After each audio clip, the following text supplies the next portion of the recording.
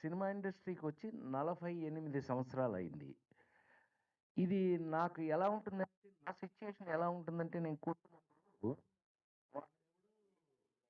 సిద్ధాంత్ దగ్గరికెళ్ళి చేయి చూపించుకుంటే 30 సంవత్సరాల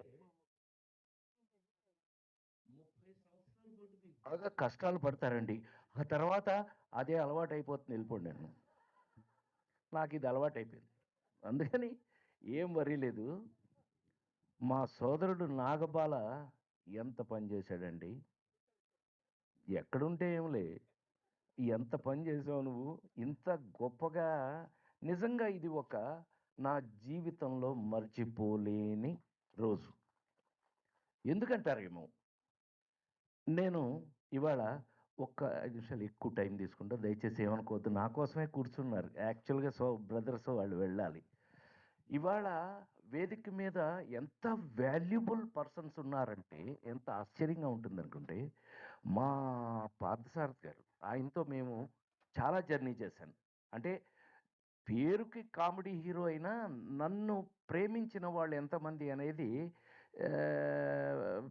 ప్రియాంక ఇప్పుడు నా కూతురు లాంటిది. దానికి చివరికి వస్తా, నువ్వు ఆగు.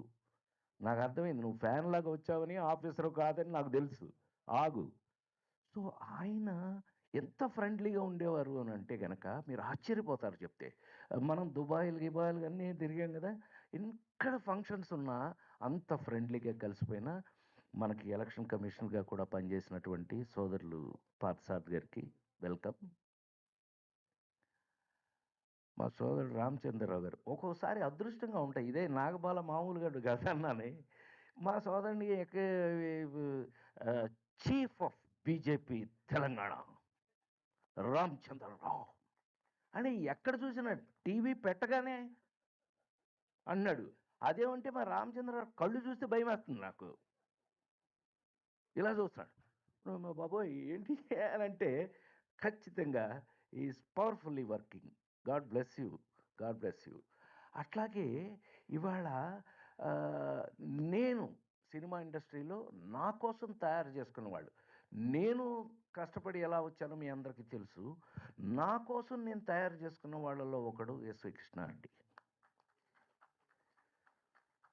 ఈవేళ ఎస్వి కృష్ణారెడ్డి గారు నాతో, నేను డైరెక్టర్ని చేసుకున్నా తన్ని.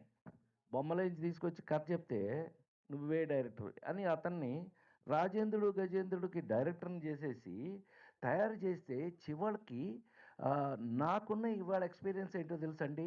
మా మనవడు, నా కొడుకు కొడుకు, వాడికి 3 ఏళ్ళు ఇప్పుడు.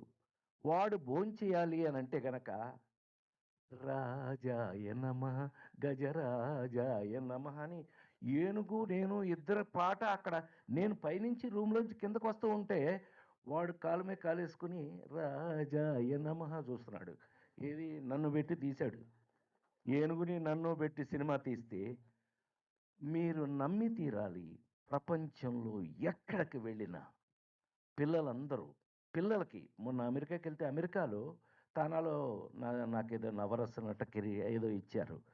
అక్కడ ఎంతమంది ఇట్లాగే చెప్తున్నారు, సార్ మా ఇంట్లో మా పిల్లలందరికీ రాజేంద్రుడు గజేంద్రుడు చూపించాం, మాయలోడు చూపించాం అన్నాడు. అలాంటి సినిమాలు తీసిన నా బిడ్డ ఎస్వి కృష్ణారెడ్డి. నాతో పని చేసిన కవిత, మరి నల్ల పిల్ల అంటే ఇప్పుడు బాగోదు, కొంచెం కలర్ బాగానే వేసుకొచ్చింది.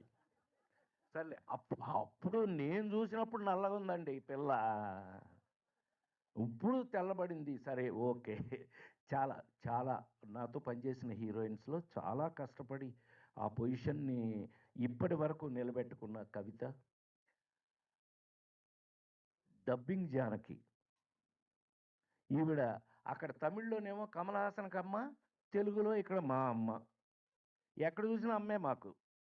దీన్ని అప్పటి నుంచి ఇప్పటి వరకు అదృష్టం నిజంగా, దేవుడు గాడ్ బ్లెస్. అలాగే ఉండు, ఏం మారల, అలాగే ఉన్నావు నువ్వు ఇన్ని సంవత్సరాల నుంచి.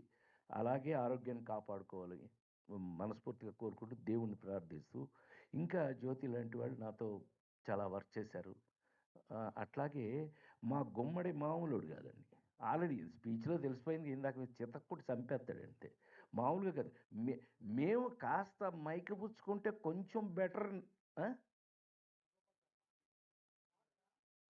ఎవరు? ఇప్పుడే ఇప్పుడే విచ్చేసినటువంటి మా సోదరులు వేణుగోపాలాచారి గారిని స్టేజ్ మీదకి రమ్మని, లేకపోతే ఆయన కొట్టేలా ఉన్నాడు. పైకి పిలవకపోతే కొట్టేలా ఉన్నాడు. ఏదో టైప్ అండి. ఈయన గురించి కూడా ఎలక్షన్‌లో నేను అర్ధరాత్రుల పూట తిరిగాను. ఆ రోజులు అలాంటివి. Welcome brother. Thank you so much. God bless you. Then కూర్చోండి. కూర్చోండి. సో, ఇవాళ ఈ విధంగా మనం స్టేజ్ మీద నాకు ఒక్క ఇంకొక 5 నిమిషాలు తీసుకుంటా. ఎందుకంటే కాంతారావు గారు నాకు నాగబాల అనే మీకొక స్పెషల్ అవార్డ్ ఇవ్వాలి అనుకున్నాము. ఏంటమ్మా అంటే, కాంతారావు అనగానే ఒళ్ళు గగురు పొడిచింది నాకు. ఎందుకు అనంటే, కొడితే పూర్తిగా కొట్టండి, లేకపోతే మానేయండి. సగం కొట్టి సగం కొట్టి నాకు చిరాకు అలాగా. కొడితే ఫుల్‌గా కొట్టాలి. What brother? ఈయన నా గురించి బాగా తెలుసు. ఇతని కోసం లైట్లు లేకుండా అర్ధరాత్రి పూట క్యాంపెయిన్‌కి వెళ్ళానండి ఇతని కోసం. అయిసలేండి. ఆ రోజులు వేరు. మా సోదరుడు హరికృష్ణ చెప్పారు ఇందాక. రామారావు గారు నాకు అబ్బా! Hats off.